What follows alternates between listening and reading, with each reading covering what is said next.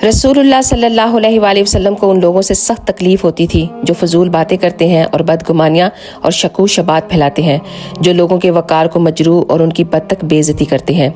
आप सल्लल्लाहु अलैहि वसल्लम को ये बात सख्त नागवार गुजरती थी जब आप किसी के बारे में ये सुनते कि उसने अपने मुसलमान भाई को इन बातों से अजियत पहुंचाई है।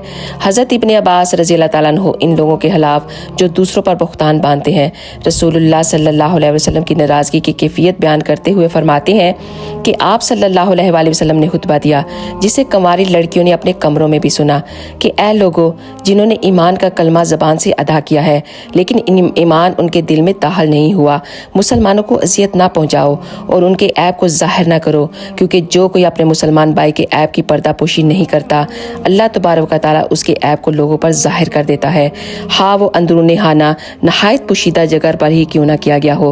आप सल्लल्लाहु अलैहि वसल्लम का लहजा इतना सख्त था कि कमरों में बैठी हुई कंवारी लड़कियों ने भी इस खुतबे को सुना। ये रसूलुल्लाह सल्लल्लाहु अलैहि वसल्लम की शदीद नाराज़गी को ज़ाहिर करता है। तो प्लीज़ गाइस, अगर आपको भी किसी का ऐब नज़र आए तो उसको छुपाने की कोशिश किया करें। अल्लाह ताला हम सबको अपने नबी के हुक्म पे चलने की तौफीक अता फरमाए, आमीन। और अगर आपको ये वीडियो अच्छी लगे तो प्लीज़ इसको शेयर करना मत भूलिएगा। आप सबका बहुत बहुत शुक्रिया। जज़ाकल्लाह खैर।